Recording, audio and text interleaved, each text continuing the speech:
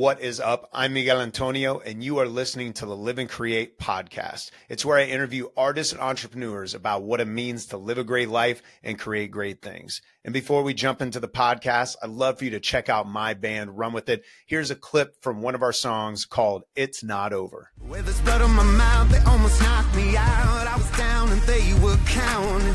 I could hear in the crowd, they had it all figured out. Tried to kill me with this shouting. Where did they see that look in my eye? Stood up, the crowd fell silent.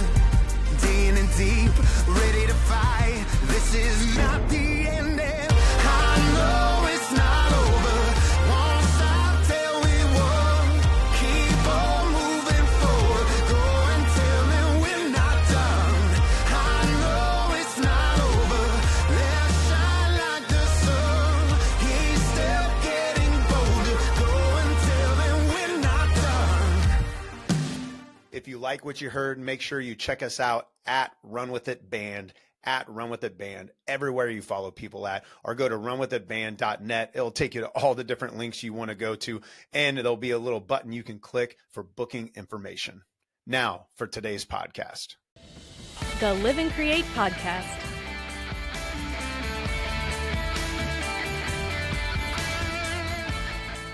We do have, just so you know, we have our 3-year-old right around the corner. He's eating lunch Nice. with his headphones on and watching Despicable Me 4. That's that It came real out- rock star parent life right there. Yep. Yeah, it came out just in time for this podcast.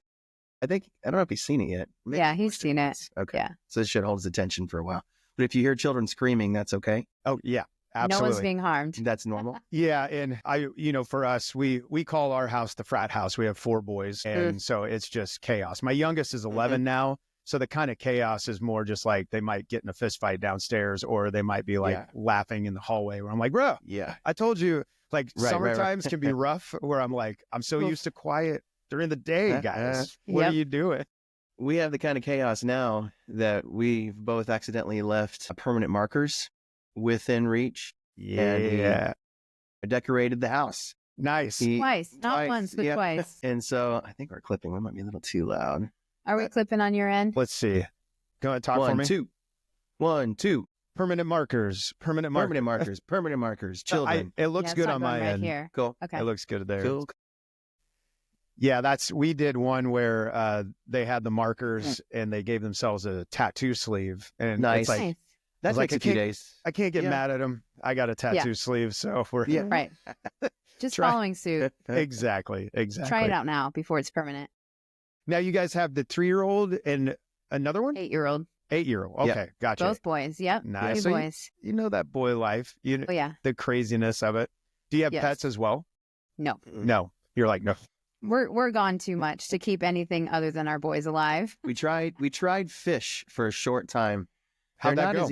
as easy as you want them to water. be. It's not like you just bring a goldfish home from the fair and throw it in a Right. See a how little long it fish lasts. tank and it lives 20 years, you know. Kinda high maintenance. Yeah. So But we went on vacation and turned off the air conditioning, and I think we kind of cooked them. yeah, they, Poor got a little fish. too- they weren't tropical fish. Yeah, we weren't thinking about the Apparently. fish. We were You thinking were about the focused- electric bill more than the fish. That was smart. Yeah, when I will Run With start It was recording touring pretty heavy, we were gone like 2 weeks on, 2 weeks off kind of stuff. And we had the 4 boys. The youngest was 13 at the time though. So it was like little ones, and we had 2 Great Danes as well. So it was like whenever I got home from tour, it's like Jenny, she would be like, I'm leaving. I need to go somewhere. Like, you do what I'm you You're need to do. taking Like, over. now I'm Tag, going- yeah, you're in. I was Yeah. basically on tour now. vacation. People would Yeah. complain about being on the road. And I'm like, dude, this You is, have no idea. I can It's sleep so all night. quiet. I get to sleep. Now, you guys, I feel like I was trying to figure out the timeline of which when I met you guys, but I feel like somewhere in there is just a few years back where you guys decided to go full time, right? Mhm. Go full time in the music. How long ago was that you guys did that? Interesting. I actually quit my day job and went full time in 2020, February 2020. Worst time. We didn't know it. But Yes. yeah. So that lasted a month. You're like, well, And then I had some like home remodeling handyman skills. And so I was like, well, I guess that's what I'm doing now. yeah. And so did that. And luckily that that floated us for a while. And I think it was maybe within 2 years that I didn't have to take side work doing the handyman stuff anymore. That's because, amazing. 2021 music came back, Yeah. and people were starved for it, and budgets were still kind of there for the surviving venues and that kind of stuff. And so, yeah, I guess technically 2020. 2020. And then you were. I was May of 20. Okay. You kind of I was working at a church full time. That's and we right. just had Max, and so it just felt like the right time to take that leap and do full-time music, self-employment. And Right. that first year we just said yes to everything, and it about killed us. I mean, double headers in 100-degree weather, and we were just like never home. And then Monday we'd be like, ugh, I Right. can't move on the couch. And so we've gotten smarter since then and more strategic. But yeah, 2020 for him, 2022 for me. Man, starting off right in 2020. So I'll break it down for both because I'm curious the different, decisions factors Mm-hmm. for you guys. But like, so in 2020 for you, what was it that drove you to say, it's time, let me leave this day job thing and go, even though The day job was getting in the gonna end? way. It was getting in the way. Okay. Yeah, I was having to say no to music so Mm. that I could go to a job I didn't like, and so I had to pick, and so that was a pretty easy one for me, but there was that transition period of going from full-time, daytime, part-time music to just music, and not being gone 7 days a week, not blowing your voice out, not getting carpal tunnel in your hands, from guitar, all that kind of stuff. And so we went too hard that first. For sure. Right. That- Good for the bank account, but not so much for bad the for our body. health. Yeah. We're like, okay, we can do it. Yeah. See what we are capable of Yes. now. What is actually feasible with a family, staying married, Yeah. And physically. and paying your bills, Yeah. and being able to walk and hopefully retire someday. Right. Yeah. That is huge. And for you, Lindsay, what was it that finally in 2022 made you say, hey, it is time. It's time for me to take this leap? Yeah. I was working at a church full time. I actually moved here from Ohio for this job, and it was a very creative role. It was like the sky is the limit. And there were some changes during 2020 because all our programming shut down. And so they could kind of move forward with some plans that they had to kind of create a more unified model between campuses, which took away a lot of the creativity in my role that I loved.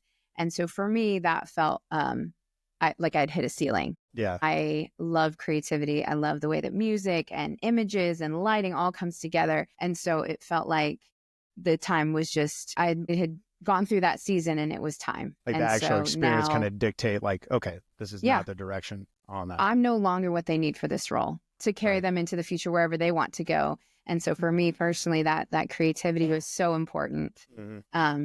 to me and to what I feel like my gifting is and what I want to share with the world. And so kind of going self-employed meant that we could do anything. We could decide what that looked like for our future. And even now we're 3 years in and we're still looking at new venues and new ventures and new ideas and new genres and things like that. And so That's really cool. it was just the right time.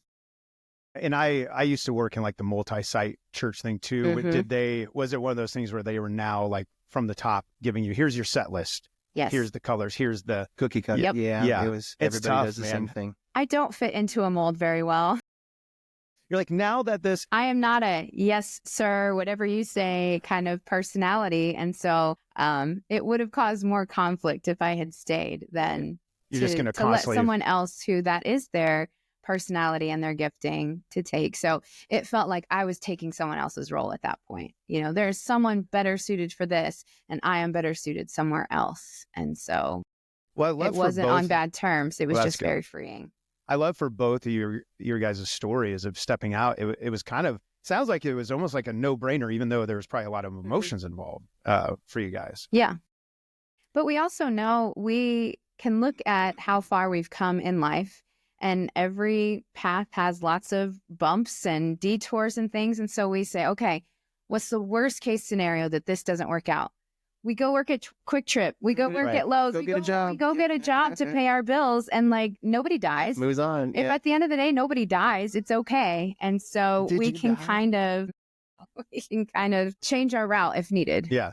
Well, and that's Tim Ferriss is an author I love and often go back to some of his writings. And that's one thing he talked about in taking a risk in entrepreneurship, where he's like, what's the worst case scenario? You go back and do 6 months from now, a year from now, you go do what you're doing right now. And, Exactly. you know, like that's not that bad, is it? And know that it's temporary. You know, Yeah. like I don't have to work a 9 to 5 forever, but I could work a 9 to 5 for 6 months until I figure out what is next. Absolutely. Well, and it's easy, I think, in this world just to be black or white instead of living in the gray. This is a conversation we've been having in our band, because I'm a very black and white thinker. It's like all this or none of that, you know, kind of thing.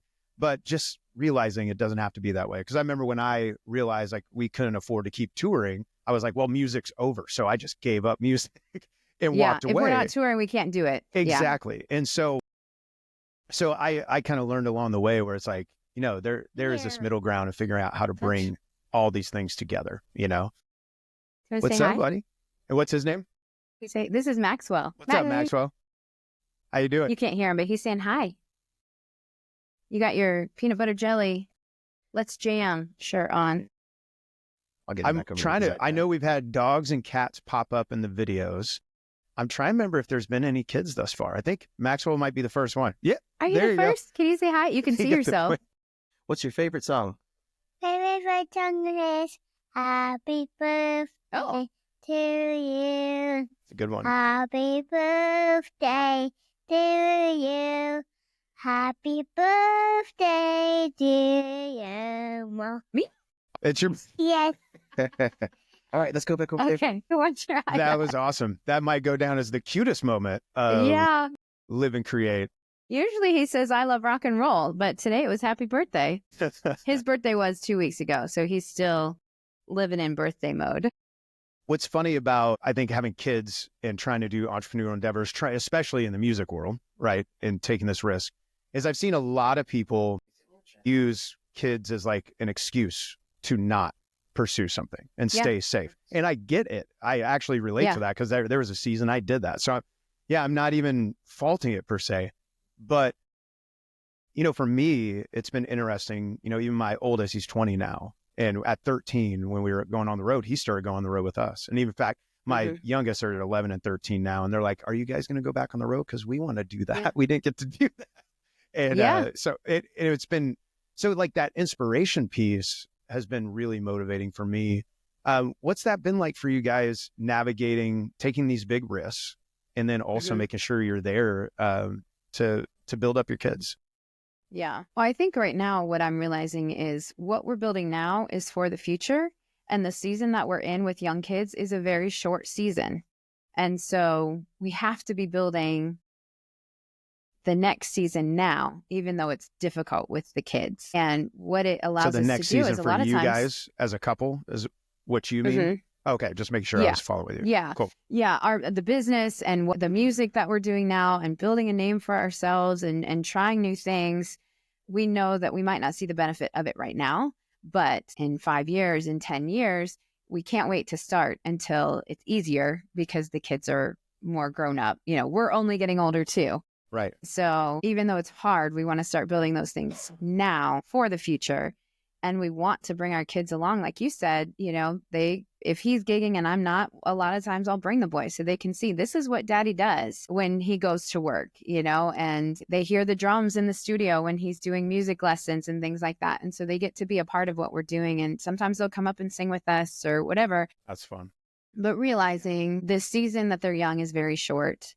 And so we don't want to hold off until they're older and things get easier, because then we're starting from scratch. So doing what we can now for the future and bringing them along with us. Right. And our schedule really allows for us to be home. We can go have lunch at school with Jude, or we're home with Max. He's not in daycare, and we can kind of balance all of those things at the same time. Yeah. But also realizing we can only do so much in this season. That's true. But to be doing something is beneficial.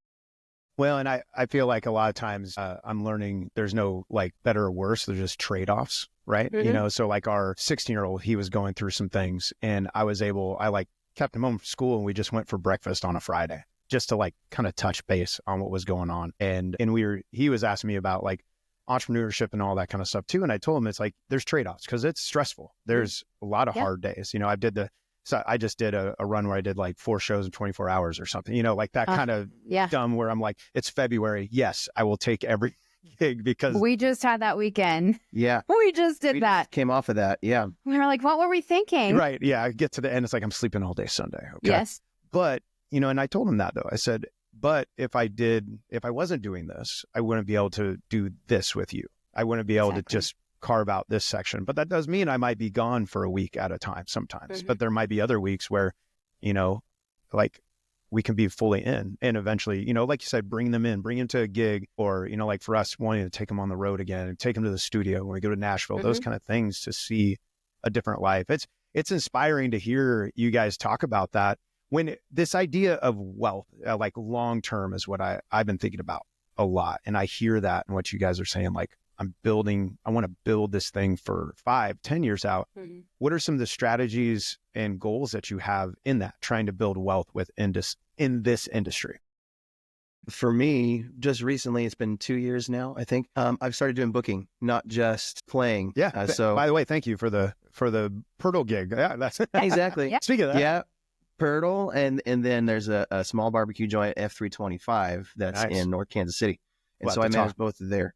Yeah, I manage both of their calendars and then have feelers out some other places. Obviously, that's something where I already have the network. I'm already talking to all these people. I know, you know, like we know good people. They trust me to give them, you know, quality music and handle any issues and all of that. And so it's a win-win for everybody. And it's something that I can do that I don't have to be gone. You know, I can just make that passive income. So and it also helps us because then it just builds the network that much more. We just have more good relationships and easy to find subs, you know, because kids are going to have fevers, soccer games, and, you know, stuff. So it's like, hey, can you cover this gig? You know, that kind of stuff. And so it makes it a lot easier. I think also just being open to new opportunities, like not putting ourselves in a box of saying this is what we do. Because we started out playing duo and then we found it was financially better to go play solo. You're like, wait a minute, the pay doesn't change when we're doing duo? If like there's most two places, people, they don't double it. I'm like, guys, there's that two math people. Doesn't work. I don't know. And so being open to new opportunities and saying what's next, not just being like, this is what we do and that's it. And saying, what if we tried this genre? Like I just started DJing. Nice. Because he plays with a lot of full bands and I don't. Most of the time I'm solo. And I'm like, how can I make a higher paying paycheck without blowing out my voice, without doing 4 gigs in 24 hours? And it was like, well, a wedding DJ, I can do solo. Right. We have half the stuff already. So let's just take that natural path. And then if it doesn't work out, sell the gear and move on. You know, we're not out anything. So I think just being open to new opportunities, always looking to what's next. That, I mean, we saw in 2020, music can shut down like that.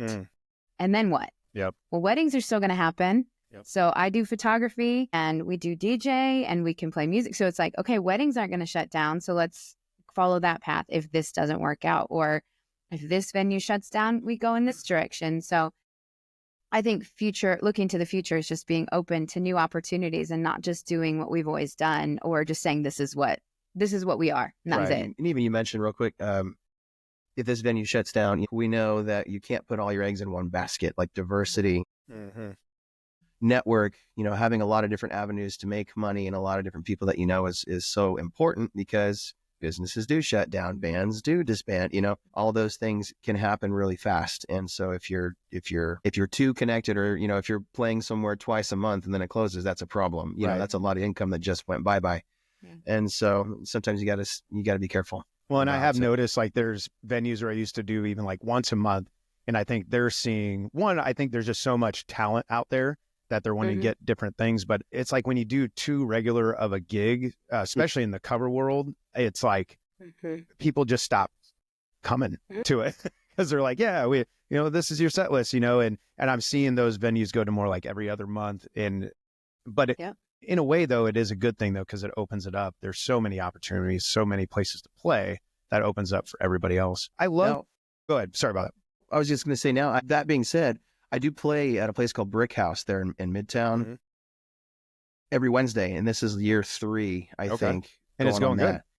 It goes really well, and it's such a diverse crowd, and like I have a totally different set list almost just for Brickhouse. Okay. Because they want to hear so many different things. You Gotcha. know, you'll cover everything. You know, there's so many songs that I do at Brickhouse that I couldn't do anywhere else. They would not appreciate some of that at a winery at all. And so it's fun. It's one of those kind of diamonds in the rough where it's like, interesting. Wow, this works, you know? And then, you know, obviously, you also build a relationship with the people, so you can try something new and not feel like you're going to flop, or like the owners aren't going to invite you back. You have that relationship, so you can be like, let's get weird. Let's try a new song, or there's a song request. I'm not afraid of like saying yes to it because I might mess up and then not have them back, you know? Yeah. So those long-term relationships help too, to kind of be freeing in what you can play. And that's interesting too, that with the regular gig, because I mean, frankly, I have seen so many artists try to do like a regular gig, and it just, after about 6 months, it seems to just tank, like no matter how good they are. So I've always kind of been aversion to it, because I even seen the jam they do at O'Dowd's. I think that started as Nick's like regular gig, but just, I think the reason it's successful is because now they've just, I mean, it's everybody's there playing. You're right. It's never the same artist any given night, even though it's a regular the experience gig. is different, even though it's the same place, same time. So I'm curious for you, what do you think makes the Brickhouse different from those? Like, obviously your set list and switching things up, but is there anything else that you feel like you did or the venue has done to make that successful?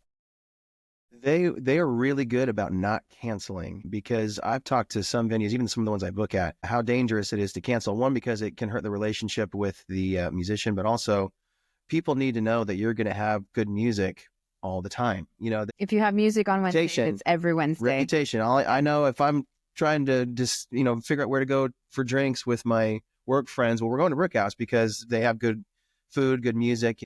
One of those things. I think it's the crowd too. There's a really good mix of regulars. I mean, there are people who are just my friends now, you know, like that I've met through there, and are really consistent at being there all the time. And then there's always fresh faces every week too at the same time.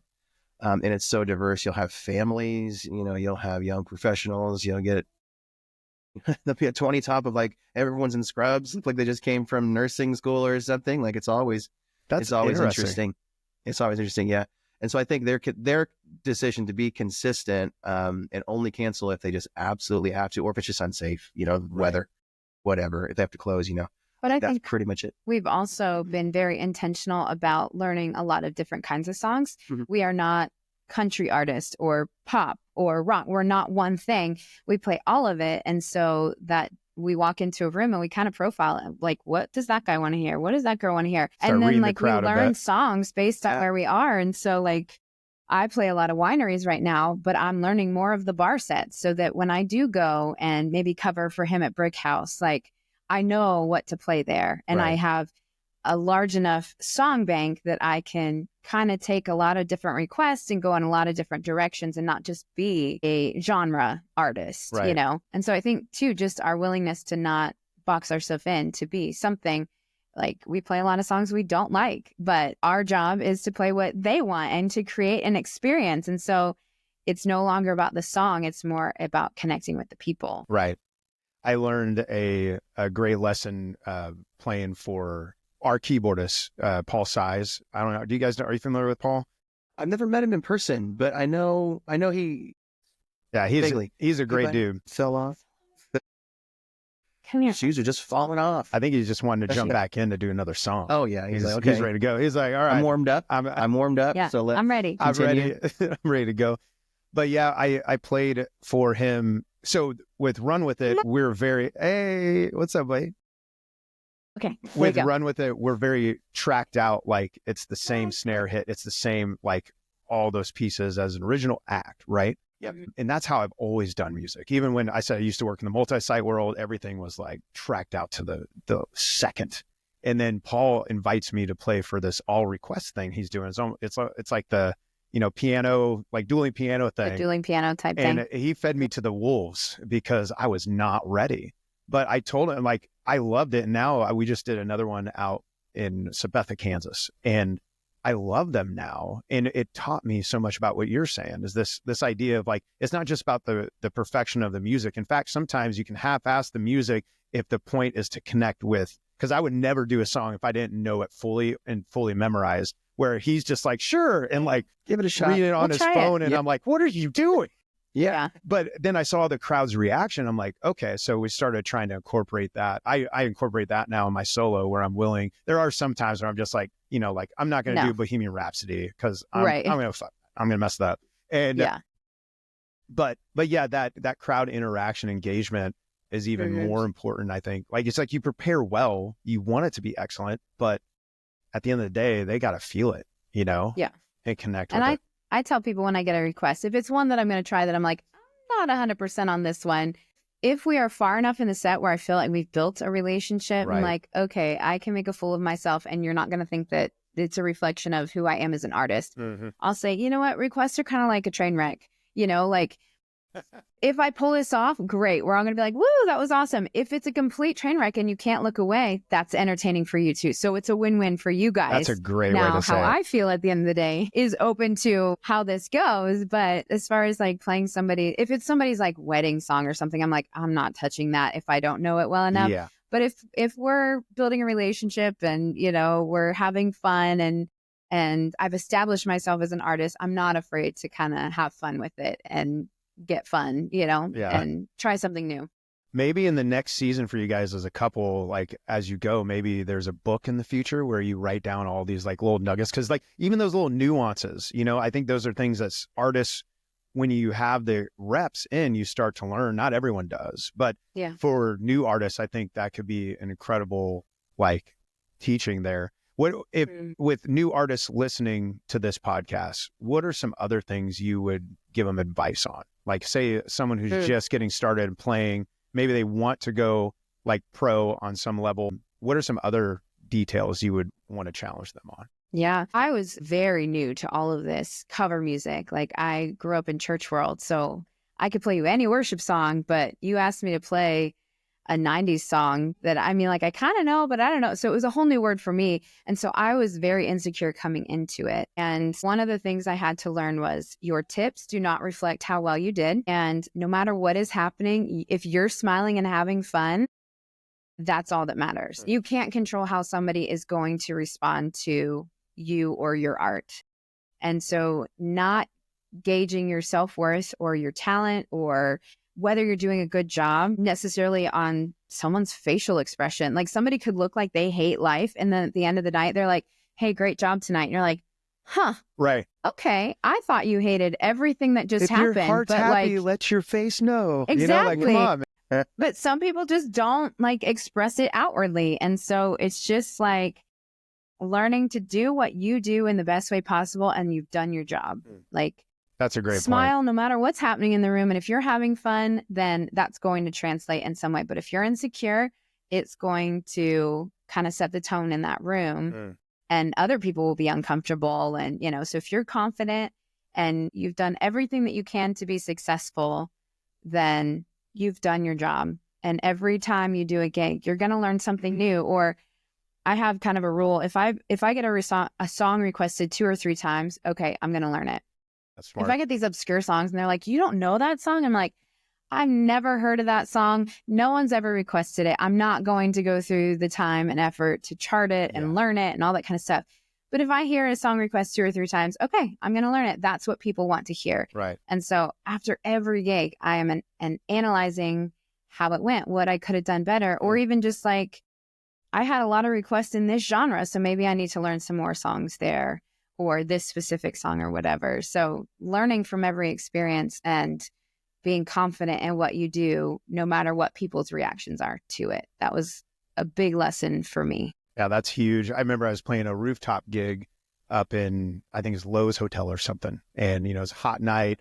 I'm playing, and there's this one crowd, like one group in the crowd that I swear to God, they wanted to stab me. Like their facial expressions. Yeah, like I'm just watching. I was like, what is their fucking problem? Like, I was like, what are you guys doing? Sure enough, kind of like you said, I'll try to go around and meet the crowd, you know, in breaks or after the show. And I go up to them and I've just kind of made it a discipline. Like, even if I think they don't want to talk to me, I just kind of go in. And I did. And they all spun around immediately. They're like, you sound so good. I was just telling them about this song. And I'm like staring at them like, dude, I thought you guys I didn't tell them that, but I thought you guys wanted to kill me. And so that is, that's a great lesson. How about for you, Caleb? What are like a new artist, they're wanting to go like do this more and maybe get to a point where they could step out. What pieces of advice would you give them along the way? Sure. Obviously, diversity is huge, kind of like what you guys talked about. But even for me, even just some logistics. For example, I'm primarily a lead guitar player. So a lot of bar chords, kind of play with that mindset. Don't use a capo very much. And so for me, playing an acoustic for 3 hours, 4 hours is not physically possible. Like I did it for a couple of years and I was just like, they'll have to amputate my arm if I keep this up. And so I ended up switching to an electric. I got a big blue Gretsch that still sounds smooth, and you can get an acoustic emulator and, but get a bass sound out of it and all that kind of stuff, but it doesn't hurt my hands to play. Nice. And then we do the live looping stuff. I'll take a set of bongos that are mic'd up. I made a stomp box that gets a pretty good thump, sounds like a kick drum, and then I just like a lot of egg shaker stuff, maybe a little harmonica. But that stuff is cool because it gives you a more full sound, but also it can be entertaining without having to sing. Anytime I'm not singing, it's helpful. So if I can build a loop and create a song, and then so many people will try to guess the song that I'm about to play by the loop and stuff, and I'll stop and make, somebody got it yet? Somebody got it? I'm Yeah. not going to do the chord progression. You sing a word and they're like, somebody oh, in that, yeah, okay, you got it. You guys, yeah. Things like that, figuring out, and idea. that's going to be different for every artist. You got to just go try. I used to play with an acoustic and learned that didn't work. I used to carry, when I first started, I used to carry a kick drum and a snare and like actually loop those. And it was cool. Like I loved it, but then you realize I don't need to do this. And then there was a couple of places that were like, can you just like not hit the drums anymore? Too loud. Okay. And so I found the setup that worked. That's compact that I can. And I think to that point is finding your strengths and playing to those and not compare yourself to other people. Because when he started, I didn't do any looping. And I was like, oh my God, I don't play drums. I don't play harmonica. I don't play lead guitar. I can't do this. Right. And I had to find my own sound in my own way. Absolutely. And I do the looping, but I hit my guitar and I play a melodica instead of a harmonica, and finding my own sound and not comparing to somebody else who does piano or sings in a different key, whatever it is. Like, comparison is going to kill your creativity. So playing to your strengths and finding what works for you and accepting that that's enough. That's okay. You don't have to do everything, That's huge. That's first time I saw Erica McKenzie play, I decided I wasn't a looping artist. I was like, I can't do that. So that's not going to do it. And it wasn't until recently, and I had her on the podcast like a month or 2 months ago, something like that. And I confessed to her that, where I'm like, so the first time I saw you play, I was like, yep, I can't do what you're doing. You set the bar and I didn't qualify. But then something about, I guess, confessing that to her kind of freed me up. And so now I've been getting booked for like these more like, almost like I basically have to like have like a dance music vibe, but as a solo artist, which is fun for me. That fits my energy really, really well. But I finally just was like, okay, well, here we go. And I just started doing all these loops because there was no way I was going to get the energy for this particular room. But like, again, there are venues, like you said, read the venue. Like when you go to wineries, they want like kind of more chill vibey. So, but yeah, I was comparing myself and really stealing from myself like an opportunity. It's like, of course, it's not going to be like her. She does an incredible thing and that's her thing. Well, that was my point, is I totally disqualified myself from being a singer because I am not a soprano. And so it wasn't until I learned that you can change the key of a song. And then it like unlocked this whole world for me. And I was like, what? I don't have to sing way up here. I can sing where I'm at and accept my voice where I'm at. And so that comparison almost like I disqualified myself. Yeah. That's a great way to say it. Like, don't, I've heard other people say, like, don't say no for other people. Like, don't say no for yourself. Don't disqualify yourself from a thing. You can get wrapped up in that. This idea of longevity, again, I keep coming back to it. It's something I think about a lot in my current, state. It sounds like that's a big piece for you guys, even down to like the instruments you're using, the way you approach your set list financially. What what inspires that? Did you guys have like mentors who were like really challenged that? Did you see an example where they didn't do that? I'm just curious where that perspective comes from. I'm very futuristic. I'm always thinking ahead. And so even with our work, we have to go, some days we come home, we're like, oh, my body aches. And we're like, well, we can't do this till 60 if we're going to kill ourselves. So what do we have to do? We can't cancel every time we have a sniffle. What do we need to do? Right. And so I just naturally am always looking forward and what's next and what's next and what's next.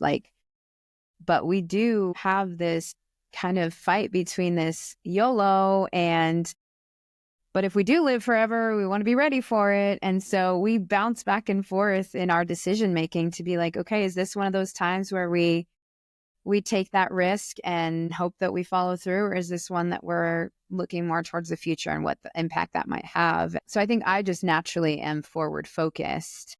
I don't know. I'm not as forward focused.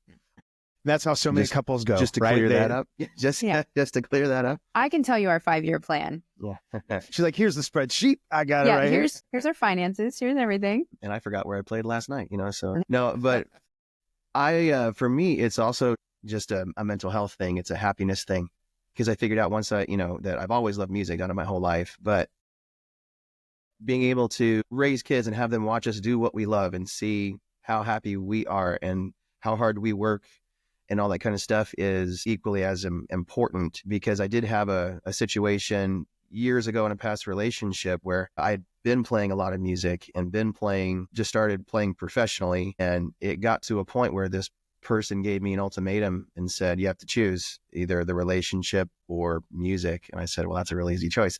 Wow. But it came to that. And so if you don't have that team around you, if you don't have people who are pushing you and on board with what you're trying to do, your happiness can be taken away very quickly, and there's just no reason for that. There's no reason to allow that. And so for me, it's not just longevity and how do we get to retirement. It's longevity. It's like, I got to stay happy. I got to be the best version of myself. Music does that. And so I'm much more flexible as far as lifestyle and money. So I'm just going to make the best music I can. And whatever money comes, I'll fit within that range. Yeah. I'll adapt to the money that's available. 2020 had a different idea, and so there was zero money, and so we had to figure that out. But and we learned a lot from that too. And learned a lot from that too. So and I think that's a big thing to anyone who maybe watches or listens to this podcast. If you're thinking about doing this, like anything in life, you're going to need a support system. You're going to need people who understand how much it means to you. It's not a job.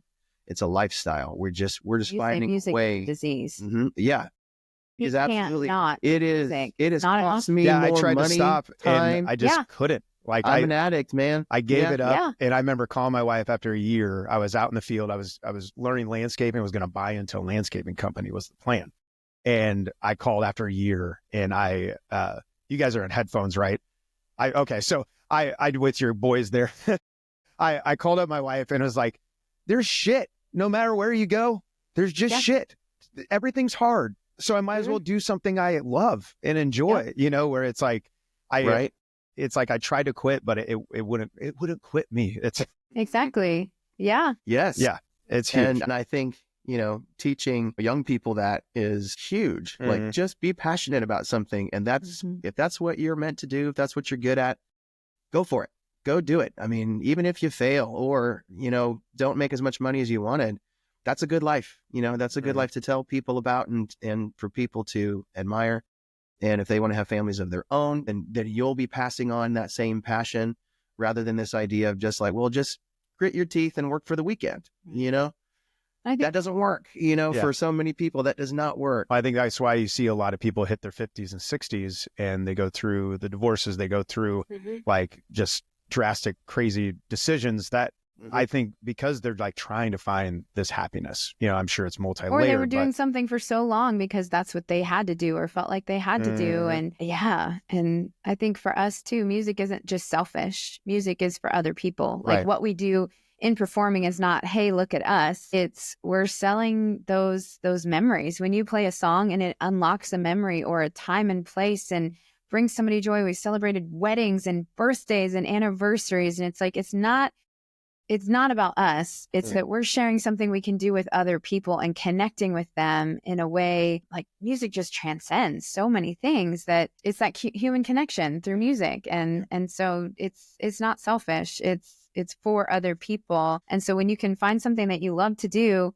and then it has a benefit for other people, like that's where your passion lies. And like, go do that. And like you said, it will be hard. There's a lot of hard parts about this. Those times where you're playing 4 gigs in 24 hours and you're gone for weeks at a time and you can barely walk, but there is a payoff to that. And we've learned how to have those ebbs and flows, and we're going to have a flexible income. We're going to be gone nights and weekends. So how do we counteract that with being really intentional to be home with our kids when we are home? And we have some great babysitters that they are happy when we're gone because they get to do really fun stuff and people who love them. And so it's for a greater good than just selfishly wanting to do music. I haven't got it in a while. It's been a few years, but let me know. I'm sure this has happened to you, Miguel.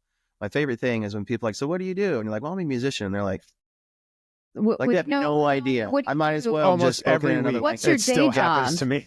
Yeah. And then they're like, oh, so That's like, cute. are you really trying to cute. make it? Are you going to make it? Like, are you going to try to make it? I'm like, I have. This Like, is me I pay my making bills? it. I play full time and have a family. I think We live in a house. Yeah. Yeah. We have cars. You're going to go on American Idol? Is that show still on? Right. Like, okay. No. Yeah, We don't need that. We're happy. Jenny with would where we always are. like laugh. She's like, people ask me like about your band and like what you do, and like I always have to explain, no, he's serious about it and he does this. Like she's like, because they automatically think you're just like smoking weed in the basement and like dinking around on a guitar, and it's like, no, it's like, yeah, this is the real thing. It's but a thing. We do. Yeah. We do it. We're doing it. I have I have a a napkin framed on the bookshelf over here, and I think it was in like Fremont, Nebraska or something. It was the last day of like a week and a half tour, and we just happened to add this extra gig on a Sunday. We were like, okay, we'll take some extra money. And we play the show, good show, and someone comes up and drops a napkin in one of my guitar cases. We didn't have it open for tips because it was just we weren't doing that as a band. And I read the napkin later, and it basically says like, I lost my voice, and because of what you do, I'm able to experience what singing is like. So it's not a direct quote. I almost want to go grab it. But yeah, it was very powerful though. For me, I brought that napkin home, sat it on my desk forever. Just a reminder of like, there's in this, like I said, we get so much out of it, and it's like deep in us, but because of that, it can connect and help and inspire so many other people at the same time. If we go down this road, if we're willing to take those hits and take the bumps and along the way, And we're even a reminder that, with the world of social media, AI, all that kind of stuff, we're a reminder of what human interaction is. It's like, sure, you could sit at home and play the original of this song. It's going to sound better. Right. But if you're at the restaurant, if you're at the wedding, especially, a big event or something like that, and a person is bringing that song to life, and you can see them and see their emotion in it. And you can tell all the time it's taken for them to learn the song and to perform it. And, the mix sounds good, all that kind of stuff. Like, it's a reminder of like, wow, like humans, that interaction can't be taken lightly and can't be substituted. Absolutely. Like I don't think live music is going anywhere, kind of back to the longevity thing. It's not going anywhere. Like people, concerts are more expensive than they've ever been, and they're still selling out, like people still pay it and want to go and get the live version. They want the lights, they want the fire, they want, the crowd, the people, they want somebody to bump into them a couple of times, There's something about everybody getting together and singing together, like you, it's funny, you being in the church world, like it's not a part of my life at all anymore. But I think back to that, it's like there was a power on those Sundays where people get together and sing. And then it's like, you see that in a bar, you see that even at weddings. I play in a wedding band as well. And it's like, there is something about people getting together.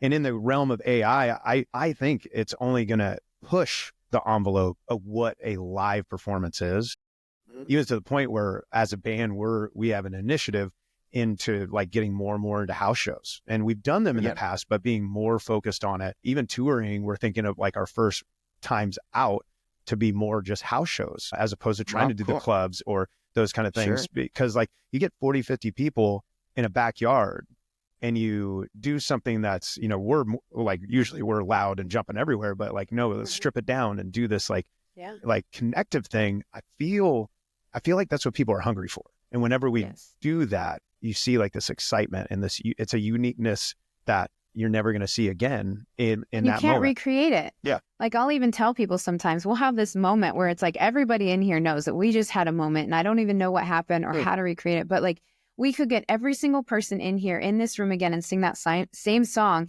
and it won't be the same.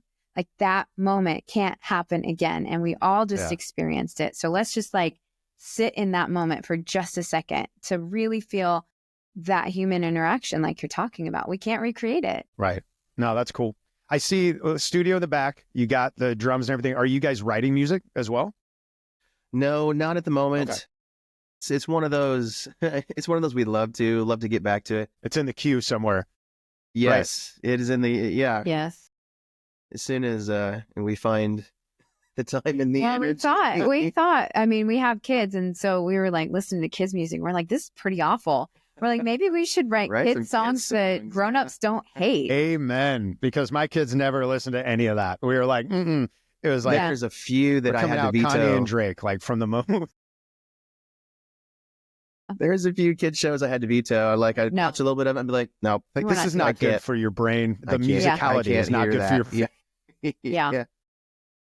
The last song we wrote was a funeral song that we were commissioned to write. And then we wrote like a jingle before that. Nice. We've done a little bit, but it hasn't. Now we have a lot of ideas and we have a lot of voice memos and notes pages and things, but we haven't.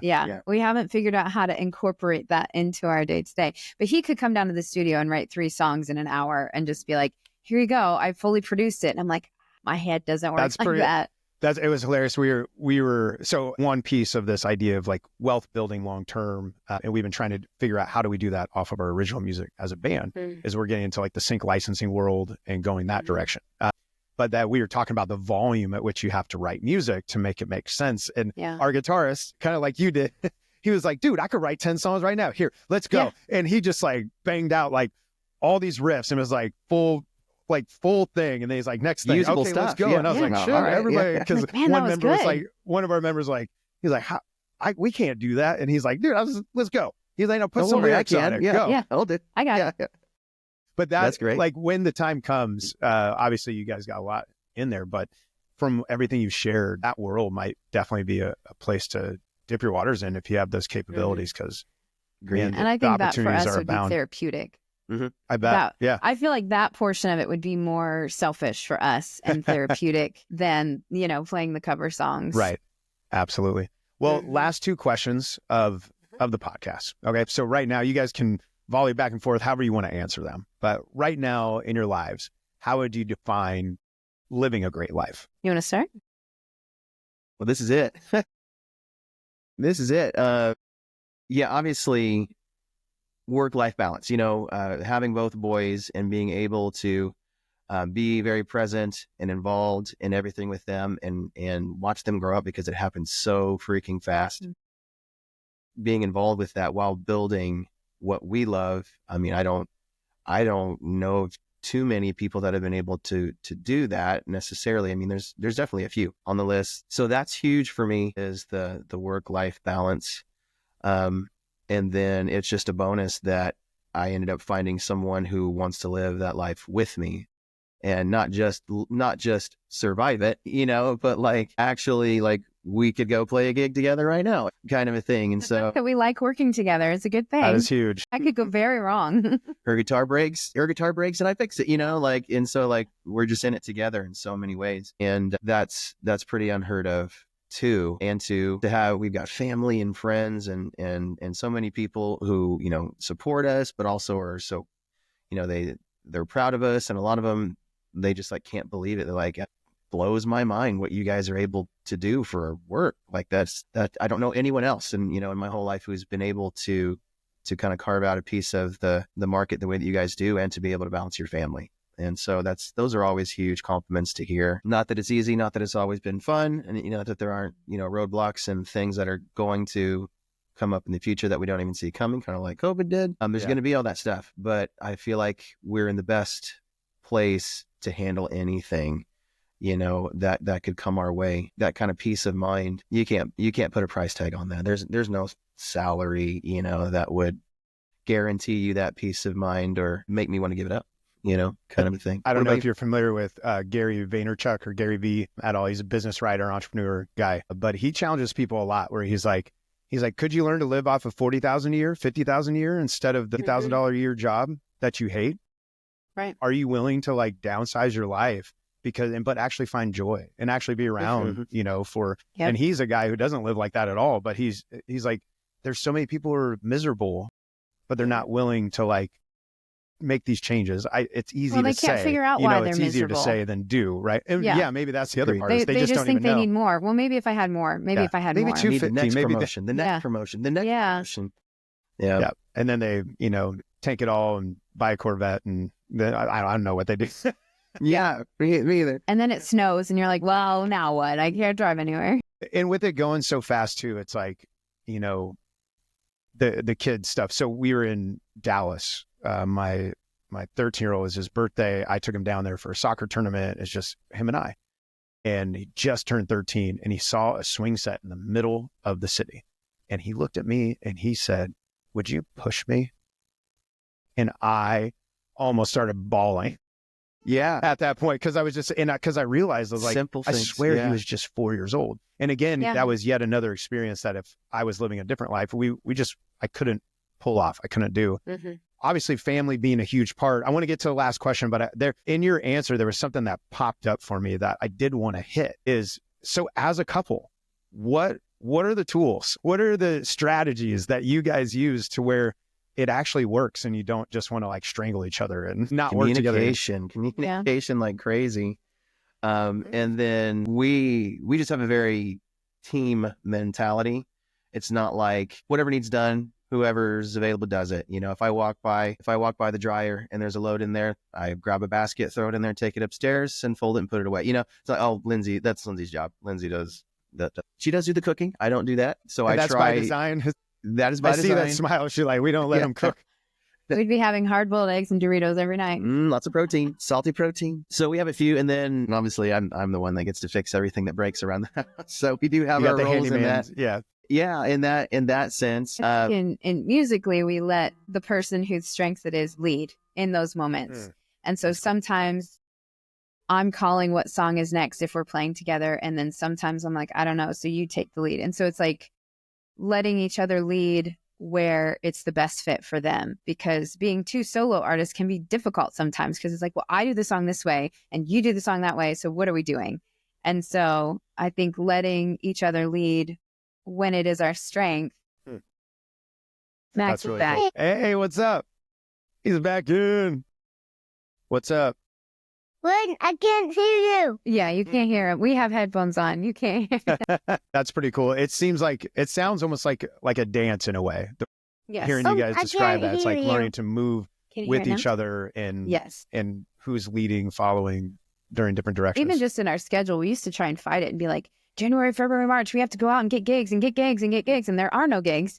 And so we've learned like to ebb and flow, even just with the schedule and with what's available to us and what we're capable of. And so we're also we've gotten really picky about late night gigs, like 10 to 2s. Those are tough, man. Especially if it's us together, like a 10 to 2, because then you need overnight childcare. And that is a disaster. So just being smarter about stuff like that. Right. That's awesome. Well, last question of the podcast. Right now, how would you define creating great things?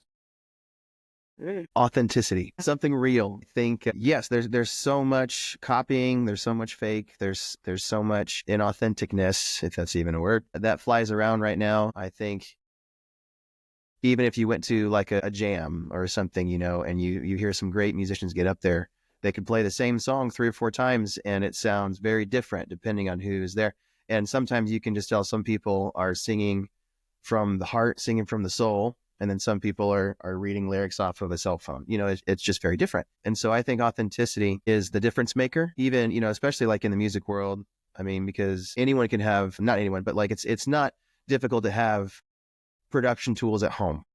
So there's a reason we go to Nashville. There's a reason we go to certain studios and certain things to get things laid down, because you have to capture that authenticity and hear it, what's in our heads, come back out of the speakers. Right. Otherwise, you can just program beats and auto-tune your voice to be perfect and all that kind of stuff. And it's perfect, right? But the authenticity is not there. The heart and the soul is not there. And I think part of the authenticity is being true to yourself.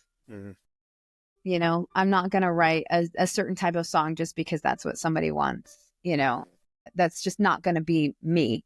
I'm not going to write a raunchy song. That's just not going to be me. But I can write a love song. I can write something in a way that is truly mine. And I think that's where the authenticity comes out. Yeah. It's not just doing maybe what other people expect of you or what other people want of you, but doing what is truly you. And that comes across authentically.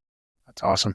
Well, guys, I tell you what, this has kind of re-inspired me for the live perspective, like as far as solo. So I've been so much in the band world recently, and like writing, like I told you right before this, I've been mixing. I've been like getting into that mode where I've kind of soured a bit on like my solo performing. It just because it's been such a grind, right? But to me, it kind of hearing you guys talk about it, your perspective has kind of like it feels like freeing in a way of like going in and saying, oh no, this can be a cool like experience as well. Like there's been a few of those where I've done like those high energy ones. Those are kind of like a breakthrough moment too. But even down to those like chill vibey ones, it can still be really cool.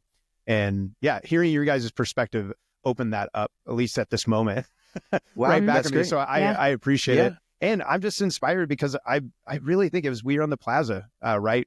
When you guys talked about going full time, and now you guys have been living that, you know, for the last, 3-4 years or how long in there. And I think that's huge. I think it's obviously huge for your kids to watch, but the people who are following you, no telling who, when you take those risks, I know other people get inspired by it. So that's really cool.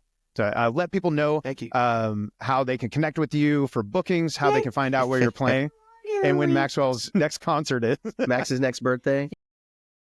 No touch. No, not that one. He's about to turn off the audio. The audio. But yeah, so we have a website. That's probably the best way. It's blacksherstudios.com. We're all over social media. Blacksher Music.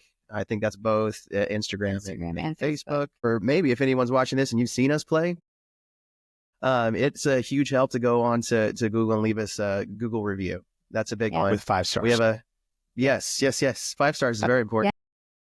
But that's a big help for people who are searching, you know, to especially find weddings people. And things, if they want to know if we're a good fit for that. And weddings and even lessons and things like that too. So yeah. That's awesome. I'm every Wednesday at Brickhouse solo. Other than that, the schedule changes all the time, but we're up in Weston a lot, you know, Purtle Winery, Holiday Distillery. Holiday's great too. Wood, Jowler Creek, I Barley love all and those Vine. up there. Vine. Yeah. A lot of good Yeah, spots I say, up are there. you there this weekend?